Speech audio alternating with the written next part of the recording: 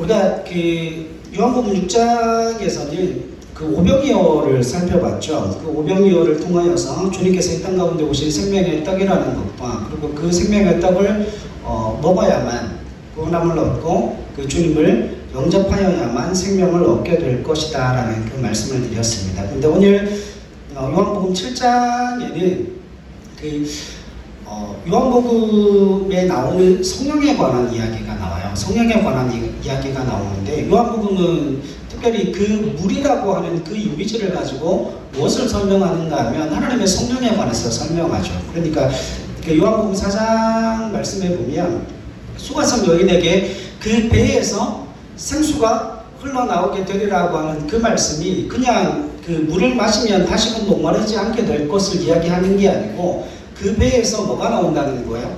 생수로 말미암는 성령의 임재와 성령의 능력과 성령의 은혜를 경험하게 될 것임을 성경이 말씀을 하고 있습니다. 근데 오늘 지금 이 요한복음 7장 말씀 가운데는 그 우리가 잘 알고 있는 유대인의 3대 명절인 유월절과 오순절과 그리고 초막절, 장막절이라고 하는데 그 초막절을 통하여서 이제 이 초막절이 그 특별하게 무엇과 연결되어져 있는가 하면 물이라고 하는 그 이미지와 굉장히 중요하게 연관되어져 있다라고 하는 거죠. 그래서 오늘 본문의 말씀을 통하여서 하나님의 성령의 임재를 통하여서 하나님께서 우리에게 원하시는 그 삶의 모습이 무엇인가를 말씀을 통해서 좀 살펴보겠습니다. 오늘 본문은 이스라엘의 3대 절기인 초막절과 관련되어져 있습니다. 여러분 2절 말씀 한번 보시죠. 7장 2절요.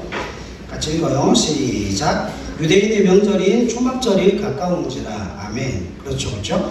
그러니까 유월절과 오순절, 초막절은 유대인들이 하나님 앞에 지켜야 되는 3대 절기로서 굉장히 중요한 의미를 가지고 있습니다. 하나님이 이스라엘 백성들을 애굽에서 인도하고 난 이후에 1년에 반드시 3번은 뭐 하라고요? 하나님 앞에 나와서 하나님 앞에 예물을 가지고 나와서 예배하라, 제사하라라고 하는 그 3대 절기 중에 유월절과 오순절과 그 다음에 초막절이 있기 때문에 그래요. 그래서 6장에서는 유월절에 먹는 음식으로 예수님의 살과 피를 중심으로 만나 사건이 그 구약의 만나 사건이 예수님의 그 성만찬을 통하여서 성취되었음을 또 십자가 사건을 통하여서 성취되었음을 말씀하고 있다면 7장에서는 초막절에 마시는 물을 근거로 해서 새 시대의 성령을 공급하시는 그 예수님의 말씀에 대한 언급이 기록되어져 있습니다. 자, 그런데 여러분 처음 보세요.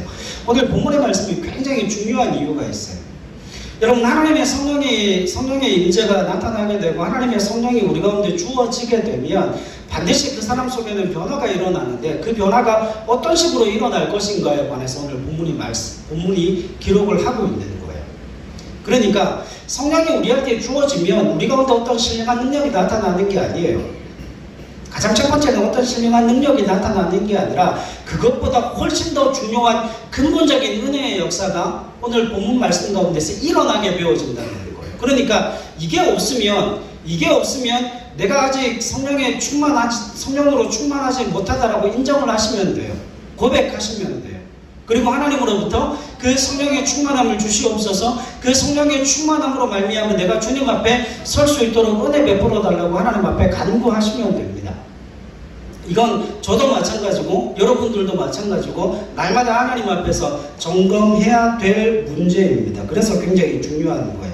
그래서 오늘 가장 첫 번째는 초막절이라고 하는 그 초막절에 대해서 잠시 살펴보게 될 거고요. 그래서 그 초막절을 통하여서 예수님께서 말씀하고 싶어 하시는 그 의미를 잠시 살펴보겠습니다. 그 유월절과 초막절 사이에는 한 6개월 정도 차이가 나요. 우리가 사용하는 태양력을 보게 되면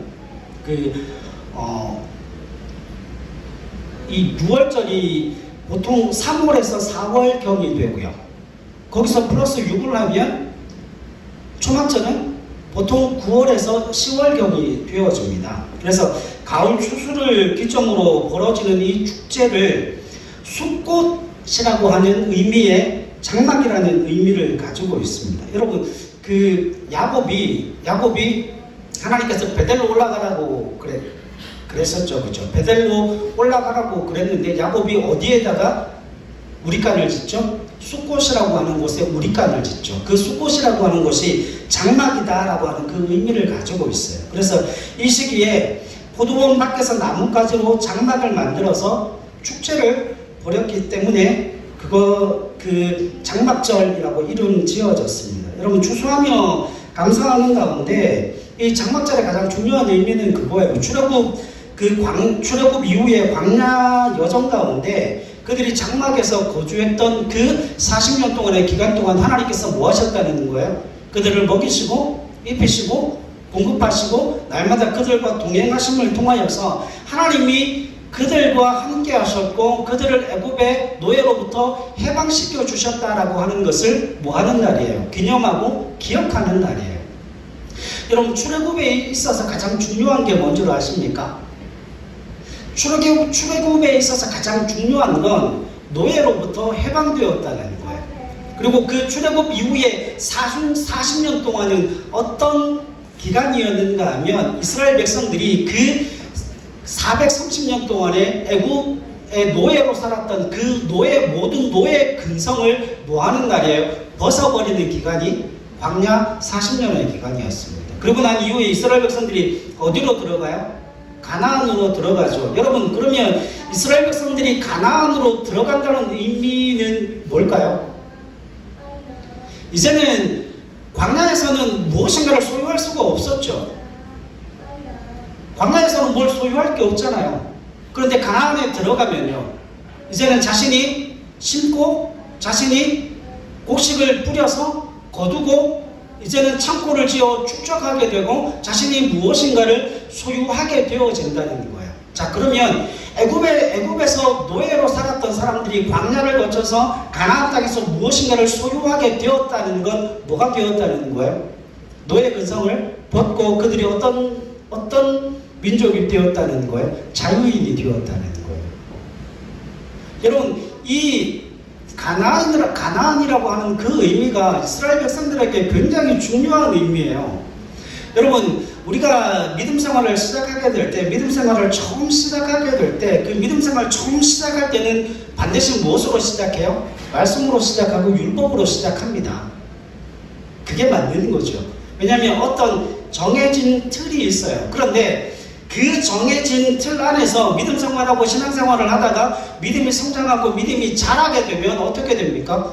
그 하나님이 정해놓으신 그 틀 안에서 뭘 누리게 돼요? 자유함을 누리게 돼요.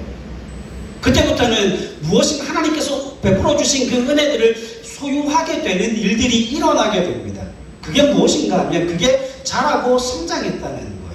그러니까 애굽에 있었을 때는 그들이 그 어떤 것도 자신의 소유로 삼을 수 없었지만 가나안 땅에 이스라엘 백성들이 들어가고 난 이후에는 이제는 자신이 소원하고 자신이 기대하고 자신이 원하는 것은 무엇이든지 소유할 수 있는 자유인이 되었다는 의미를 가지고 있는 겁니다. 그러니까 그 구원이라고 하는 것, 우리가 하나님의 자녀가 되고 하나님의 백성이 되고 하나님 안에서 자유인이 되었다라고 하는 것이 이스라엘 백성들에게 얼마나 중요한 의미인지 몰라요. 그러니까 자신이 지금 누리고 있는 그 모든 것들이 내가 애굽에 있었으면 누릴 수 없었던 부와 명예와 권력과 그 모든 풍성함이었지만 하나님께서 그들을 애굽에서 건져 구원하시고 광야를 거쳐 가나안 땅으로 들이심으로 말미암아 그때부터 이스라엘 백성들은 무엇인가를 소유하게 되고 자신의 소유로 무엇인가를 자녀들에게 물려줄 수 있게 되는 그와 같은 은혜의 풍성함을 누리게 되었음을 뭐하는 거예요? 기억하고 그걸 잊어버리지 않도록 하나님께서 뭘 만들어 놓으신 거예요? 법제화시켜 놓으신 거예요. 그러니까 그 장막절을 지내면서 우리가 애굽의 노예였지. 그러나 하나님께서 우리를 애굽에서 그 노예 생활에서 건져주심을 통하여서 우리를 자유민이 되게 하셨고 지금 내가 누리고 있는 그 모든 것들이 하나님께서 우리를 애굽의 노예 생활에서 구원하여 건져내심을 통하여서 우리가 이 모든 것들을 누리고 있다라고 하는 그 감사와 기쁨과 즐거움을 뭐하는 거예요? 드러내고 나타내는 축제의 기간이었다라고 하는 거죠. 그러니까 이게 그들에게 있어서는 굉장히 중요한 의미를 가지고 있는 거예요. 그런데 이 초막절 기간 동안 행해지는 세 가지 의식이 있어요. 세 가지 의전이 있는데 첫 번째는 물 붓기 의식입니다. 그리고 두 번째는 빛의 의식이 있고 세 번째는 성전을 바라보는 의식이 있어요. 근데 이 세 가지 의식 중에 첫 번째 물 붓기 의식이 가장 중요하게 취급이 됩니다. 왜냐하면 이런 의미를 가지고 있어요. 그 물 붓기 의식은 7일 동안 매일 아침마다 여러분 실로암이라고 아시죠? 실로암이라고 하는 그 연못에 가서 금으로 된 용기에다가 물을 떠가지고 나팔을 불면서 그 예루살렘 성전에 들어올 때 물의 문이라고 하는 그 문이 따로 있어요. 그 물의 문을 통과하여 성전 지옥으로 들어오게 됩니다. 그리고 성전에 도착하면 그들은 제단 주변을 돌면서 시편을 이제 암송하고 시편의 노래를 부르는데 시편 113편부터 118편에 있는 노래를 부릅니다. 성경 한번 찾아볼까요? 시편 118편 1절과 25절을 한번 보겠습니다. 시편 118편 1절과 25절입니다. 그러니까 물을 떠와서 앞에 나팔을 불면서 이 찬송을 하게 됩니다. 118편 1절 그 절조 시작. 여호와께 감사하라. 그는 선하시며 그의 인자하심이 영원하미로다. 아멘. 25절 시작. 여호와여 구하옵나니 이제 구원하소서. 여호와여 우리가 구하옵나니 이제 형통하게 하소서. 아멘. 그리고 그 노래를 부를 때 버드나무 가지를 흔듭니다. 그리고 제단에 도착을 하면 제사장은 실로암 연못에서 또 물과 포도주를 제단 위에다가 넘치도록 붓고 7째 날에는 이러한 순서를 7번 반복합니다. 그래서 물이 의식에 동원되어진다라고 하는 의미는 풍성한 삶의 이미지를 나타내는 거예요. 여러분, 물을 위에서부터 붓게 되면 아래에 있는 것들이 다 적셔지게 되고 그게 흘러가게 되죠. 그래서 그 물이 풍성한 이미지를 상징한다라고 그들은 생각하고 있는 거죠. 자, 근데 이게 왜 중요한가 하면 이게 중요한 이유가 있어요. 여러분, 이 초막절에 그 물붓기 행사를 하는 물붓기 의전을 행하는 가장 중요한 이유가 그겁니다. 유대인들은 메시아가 우물로부터 길어 올린 물을 공급하는 자라고 생각했어요. 우물이 있는데 그 우물로부터 물을 길어서 자신의 백성들에게 그 물을 공급하는 사람, 그 사람이 유대인들에게 있어 누구라는 거예요? 메시아라는 거예요. 그런데 이 상징이 무슨 상징인가 하면 이런 의미를 가지고 있습니다. 여러분, 이 메시아가 오시면 성경에 기록되어져 있는 그 율법을 온전하게 해석하는 사람이다라고 하는 기대를 가지고 있었다는 거예요. 그러니까 보세요. 마태복음에 보면 예수님께서 특별히 율법적인 논쟁을 많이 하시죠. 유대인들과. 예수님께서 왜 율법적인 논쟁을 하시죠? 오늘 본문에도 나와요. 예수님께서 율법적인 논쟁을 하시는 이유가 그거예요. 이 땅 가운데 오신 메시아는 그 우물물에서 우물을 길어 자신의 백성들을 먹임과 같이 우물로 상징되어지는 그 율법의 말씀을 제대로 해석함을 통하여서 자신의 백성들에게 뭘 먹이는 존재예요? 말씀의 꼴을 먹이는 존재라는 거예요. 그러니까 예수님께서 특별히 마태복음에 나타나 있는 그 예수님의 이미지는 율법을 폐하러 오신 분이 아니고 율법을 뭐하러 오시는 분이세요? 완성하러 오신 분이시죠. 그러니까 그분은 유대인들에게 있어서도 누구라는 거예요? 메시아라는 거예요. 성경이 그 이야기를 하고 싶어 하는 거죠. 그래서 예수님께서 지상사역을 감당하시는 동안에 율법적인 그와 같은 이야기 논쟁들을 많이 하실 뿐만 아니라 자신은 율법을 폐하러 온 존재가 아니고 그 율법을 완성하러 이 땅 가운데 오셨을 뿐만 아니고 유대인들이 생각하는 그 편협한 율법주의를 깨트림을 통하여서 율법의 본래 의미가 구약에서 하나님께서 율법을 주신 그 율법의 본래 의미가 무엇인지를 제대로 깨닫게 하시는 메시아로 이 땅 가운데 오셨다라고 하는 거예요. 그러니까 주님은 이방인들에게도 구원을 베푸실 메시아이실 뿐만 아니라 유대인들에게도 어떤 분이세요? 그들을 구원하실 메시아이심을 성경이 보여주고 싶어 하신다라고 하는 것이죠. 그래서 초막절에 있어서 가장 중요한 의미는 그겁니다. 이 초막절은 예수님을 누구로 드러내시기 위해서, 메시아로 드러내시기 위해서 이 초막절의 의미가, 초막절 그 모든 의전들이 행해지고 있다라고 하는 겁니다. 이런 사전적인 지식을 가지고 우리 성경을 잠깐 살펴볼게요.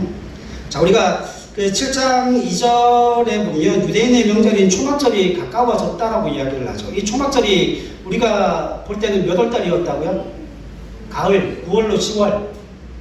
그정 10월경이라고 보시면 됩니다. 근데 3절로 4절 말씀 한번 보세요. 3절로 4절 같이 읽죠. 시작. 그 형제들이 예수께 이르되 당신이 행하는 일을 제자들도 보게 여기를 떠나 유대로 가소서. 스스로 나타나기를 구하면서 묻혀서 일하는 사람이 없나니 이 일을 행하려 하거든 자신을 세상에 나타내소서 하니. 아멘. 여러분 여기에 보면 지금 그 예수님의 형제들이 예수님께 뭐라고 이야기를 하는가 하면, 네가 그렇게 능력이 많고 네가 그렇게 능력이 탁월하고 출중한데 왜 시골에 처박혀가지고 아무도 알아보지도 못하는 곳에서 네가 어떤 일을 행함을 통하여서 그 사람을 병이 낫게 하고 귀신을 쫓아내고 그 수많은 기적적인 역사를 행하였음에도 불구하고 너를 알아보는 사람이 없지 않냐. 그런데 무슨 절기가 왔어요? 초막절 절기가 왔어요. 그러니까 이스라엘의 3대 절기에서는 여러분 예루살렘이라고 하는 곳이 보통 5만에서 8만 명이 그 상주에서 살아가는 예루살렘의 인구였거든요. 그런데 6월절이 되고 오순절이 되고 초막절 이 3대 절기가 되면 그 인구가 보통 10배로 늘어납니다. 왜냐하면 순례자들이 있기 때문에. 디아스포라 유대인들이 다 와서 그 절기를 지키기 위해서, 제사를 드리기 위해서 온 천지 사방에서 다 모여들거든요. 순례객들이 모여드는 거예요. 그러면 보통 이야기할 때 많이 이야기하는 학자들은 80만에서 100만까지도 잡아요. 근데 보통으로 잡을 때는 한 25만에서 30만, 보수적으로 잡으면, 진보적으로 잡으면 한 100만 정도 잡습니다. 그러면 얼마나 많은 사람들이 모여든다는 거예요. 그러니까 그렇게 많은 사람들이 모여드는데 거기 가서 뭐 하라는 거죠? 거기 가서 지금 이곳에서 행했던 그 기적의 역사를 행하면 많은 사람들이 다 알아볼 것이고 명성을 얻게 될 것이고 부를 얻게 될 것이고 수많은 제자들 또한 얻게 될 거다. 초막절에 올라가라. 그 이야기를 하는 거예요. 예수님 노하시거든요. 나는 안 갔다. 근데 나중에 10절 이후에 보면 예수는 올라가세요. 아무도 모르고 올라가십니다.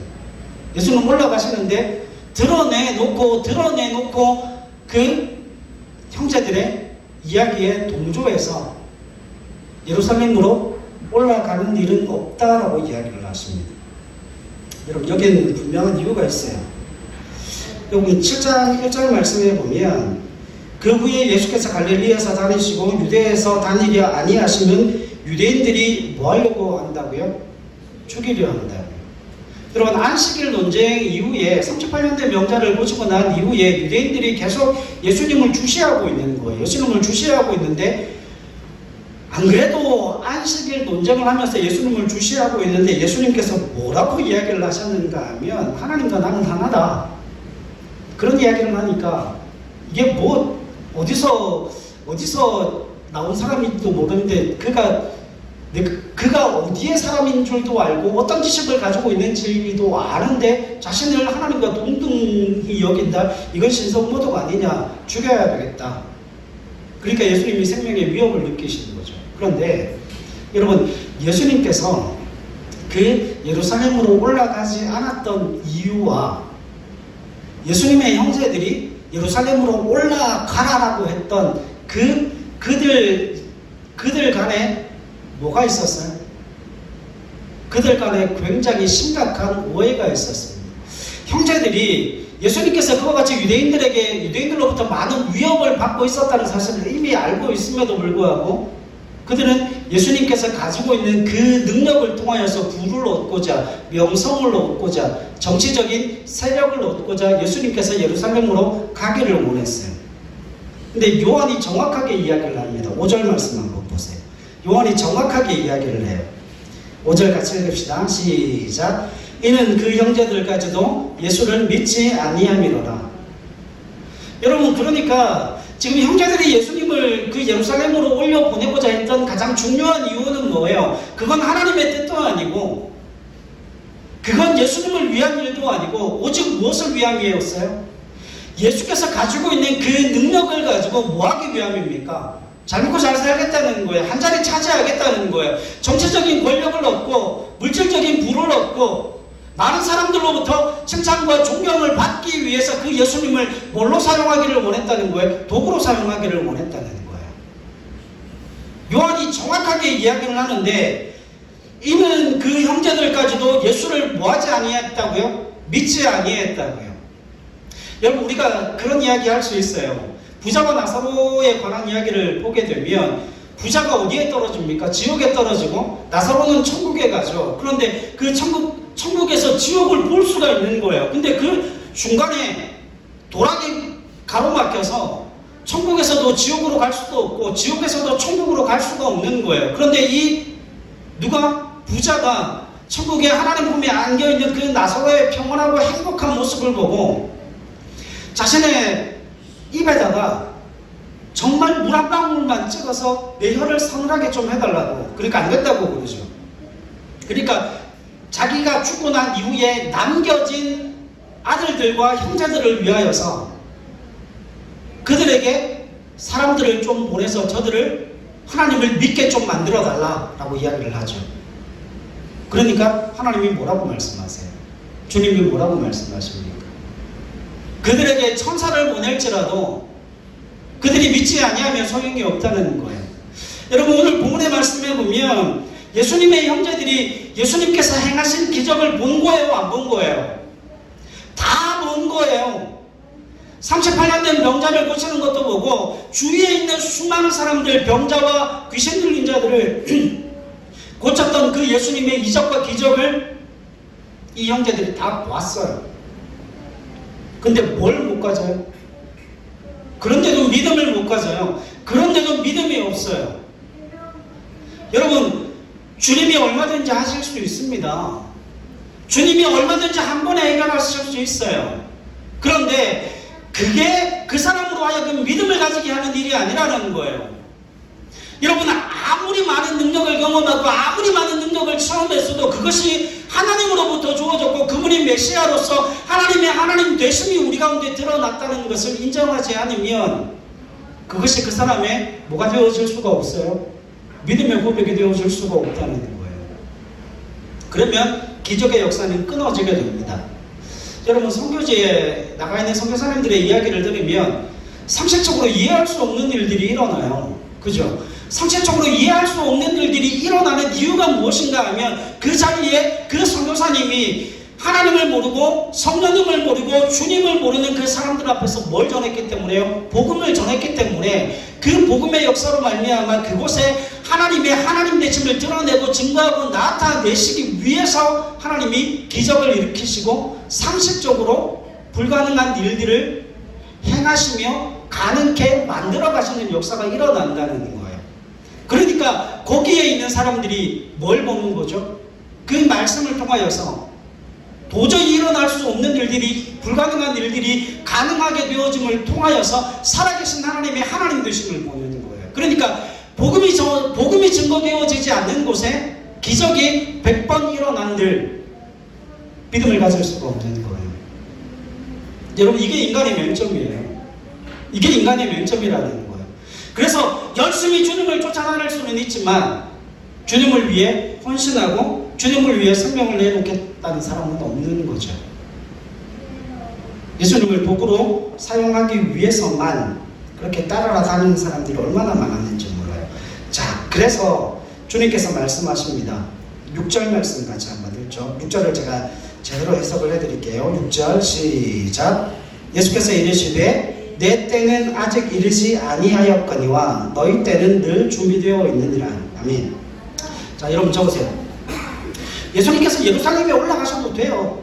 예수님께서 예루살렘으로 올라가셔도 되는데 예수님께서 예루살렘으로 올라가지 않으셨던, 실제적으로는 올라갔죠. 근데 드러내놓고 올라가신 게 아니고 아무도 모르게 예루살렘으로 올라가시고, 예수님께서 유대인들이 예수님을 찾기 시작하고 언제 찾았는가 하면 보통 이제 7일 동안의 축제가 벌어지고 난 다음에 8일째 이제 또 예배가 드려지게 되는데, 장막절의 중간에, 그러니까 4일째 되는 날, 그때부터 시작해서 예수님이 유대인들에게 발견이 되어진 것 같아요. 성경을 보게 되면. 그러니까 유대인들이 예수님을 찾았던 이유가 뭘까요? 예수님에 대한 소문이 나는 거예요. 그리고 예수님을 그들이 주목하여 보고 있었죠. 저 사람이 기적을 행하는 사람, 많은 사람들을 미혹해 하는 사람이다. 여러분, 신명기에 보면 미혹해 하는 사람은 죽여야 돼요. 성도들을 미혹해 하고 교회를 미혹해 하는 사람은 죽이게 되어 있거든요. 그러니까 그들이 예수님을 왜 찾았습니까? 더 많은 사람들을 미혹하면서 다니지는 않나, 그걸 감시하기 위해서예요. 결국 죽이기 위해서죠.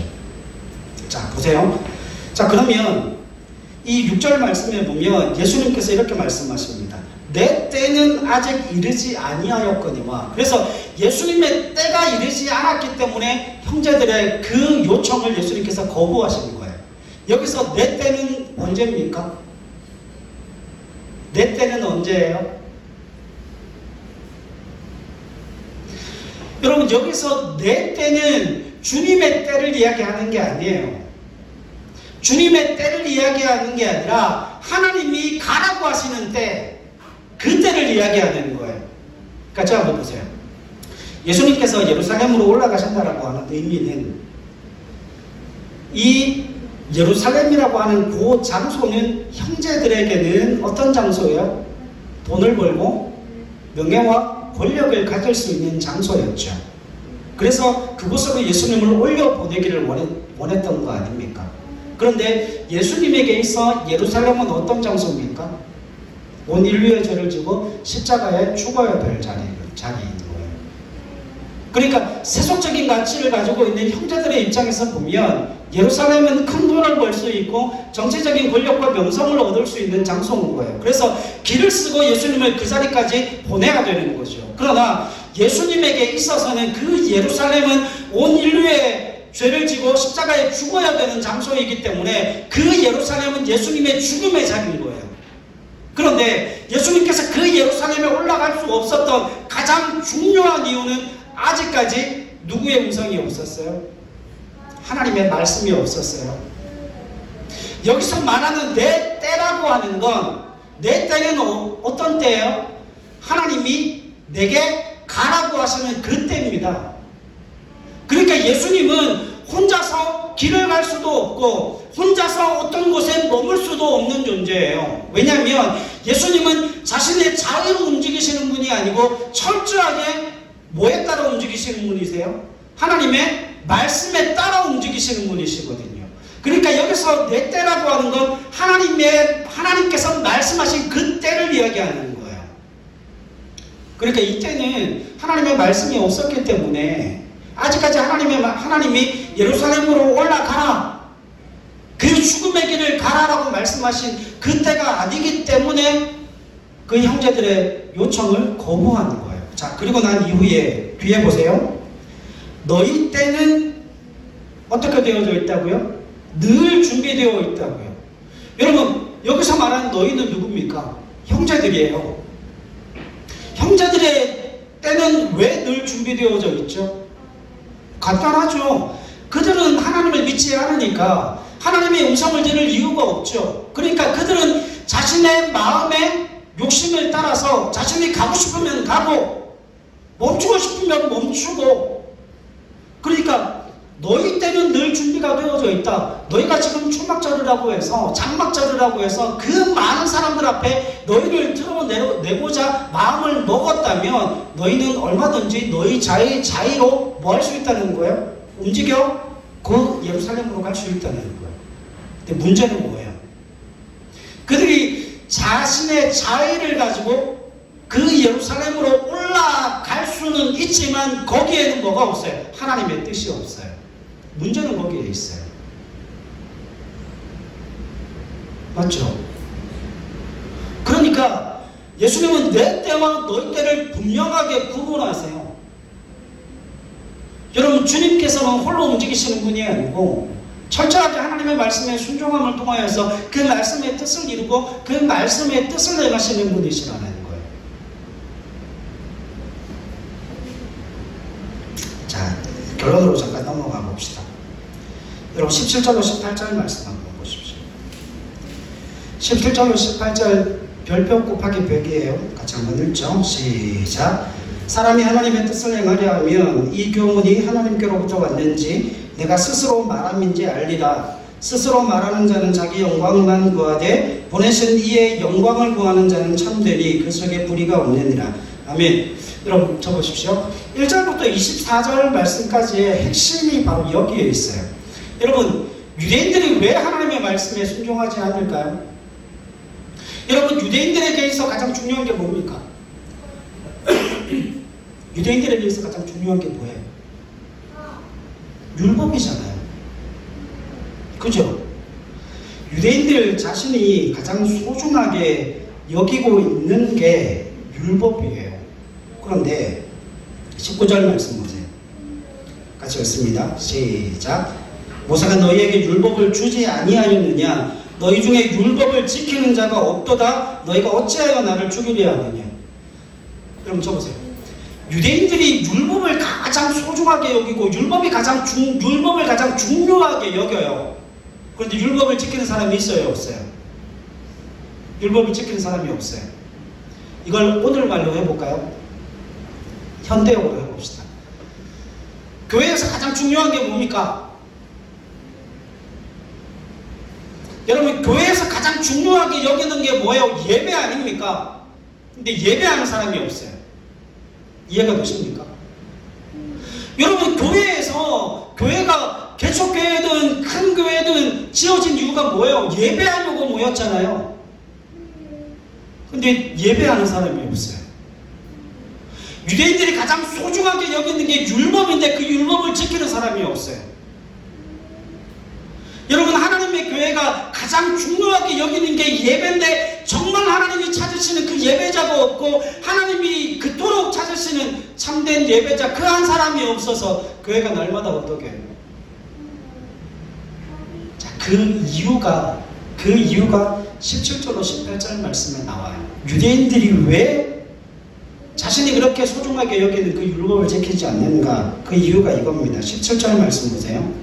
사람이 하나님의 뜻을 행하려 하면 이 교훈이 하나님께로부터 왔는지 내가 스스로 말함인지 알리라. 아멘. 자, 여러분 쳐보세요.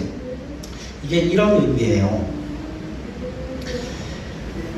유대인들이 율법을 가장 소중하게 여긴다라고 이야기를 하지만 유대인들의 가장 큰 문제는 뭡니까? 율법이 문제가 아니라 그 율법을 지키고 율법에 순종하고 그 율법을 행하여야 한다라고 하는 뭐가 없어요? 마음이 없어요. 율법이 가장 소중하지만 그 율법을 직접 행하려고 하는 마음이 없어요. 그래서 주님 말씀하시잖아요. 너희가 입으로는 하나님을 믿는다라고 하지만 너희 마음이 누구에게서 멀어요? 하나님에게서 멀리가 있다는 거예요. 이게 오늘 우리 식으로 이야기하면 이거예요. 우리가 예배를 가장 소중하게 여깁니다라고 이야기를 하지만 예배를 드릴 마음이 없는 거예요. 지금 그 이야기를 하는 겁니다. 여러분, 유대인들이 주님의 말씀을 이해하지 못하는 가장 중요한 이유가 거기에 있어요. 저들이 진정으로 하나님의 뜻을 행하려고 하는 마음이 없다라고 하는 거예요. 여러분, 이게 아이러니가 아닐 수밖에 없어요. 이게 기독교 2000년사의 가장 큰 아이러니입니다. 우리는 예배를 가장 소중하게 여기는 사람들인데 예배를 드리지는 않아요. 우리는 기도를 가장 소중하게 여기는 사람들인데 기도하지 않아요. 우리는 말씀을 가장 소중하게 여기는 사람들임에도 불구하고 그 말씀을 읽지를 않아요. 이게 우리에게 있어 가장 큰 문제라는 거죠. 여러분, 말씀이 문제가 아니고 율법이 문제가 아니에요. 그것을 지켜 행하려고 하는 마음의 준비가 그들에게 없다는 거예요. 보세요. 예수님께서 유대인들에게 말씀을 가르치죠. 유대인들에게 말씀을 가르쳤는데 그 유대인들이 예수님을 공격합니다. 그래서 예수님께서 뭐라고 이야기를 하셨는가 하면, 야, 너희가 도대체 하는 일이 뭐냐? 너희가 왜 나를 핍박하고 왜 나를 죽이려고 하냐? 너희가 하나님의 뜻에 순종할 마음이 있다면, 너희가 하나님의 그 뜻에 순종할 마음이 있고 하나님의 뜻을 지켜 그 하나님의 나라를 이 땅 가운데 이루어갈 그 마음의 준비가 되어져 있다면 내가 너희에게 선포하는 것을 듣고 너희는 행하여야 하리라. 왠 줄 아십니까? 주님의 말씀에는 뭐가 있기 때문이에요? 하나님의 뜻이 있기 때문이에요. 그러니까 주님이 하시는 그 말씀은 주님께서 자의로 하시는 말씀이 아니라 성경을 보게 되고 그들이 가지고 있는 율법을 보게 될 때에 예수님께서 그 율법에 어긋난 말씀을 하시는 게 아니고 그 율법의 진정한 의미를 해석하시고 그 율법의 진정한 의미를 가르쳐 주시면서 하나님의 뜻을 유대인들에게 증거하고 있는데 유대인들이 뭐 하는 거예요? 그 말씀을 듣고 순종하려고 하는 게 아니라 그 하나님의 뜻이 증거되어졌음에도 불구하고 예수님을 죽이려고 하는 거예요. 왜요? 그들이 하나님의 뜻에 순종할 마음이 전혀 없는 거예요. 이해하시겠습니까? 그러니까 오늘 우리가 가지고 있는 딜레마가 그거일 수밖에 없어요. 시간을 맞추고 예배 자리에 왔는데 예배를 드리지 않는 거예요. 콩콩팥팥 아닙니까? 콩 심은 데 콩 나는 것이고 팥 심은 데 팥 나는 거예요. 여러분, 예배를 드리러 왔는데 마음의 준비가 전혀 없는 거예요. 하나님의 뜻이 내게 증거되어지게 될 때 나는 그 뜻에 순종하겠다. 나는 그 주의 말씀에 생명을 걸고 그 믿음의 길을 가겠다라고 하는 마음의 결단도 마음의 헌신도 없는 거예요.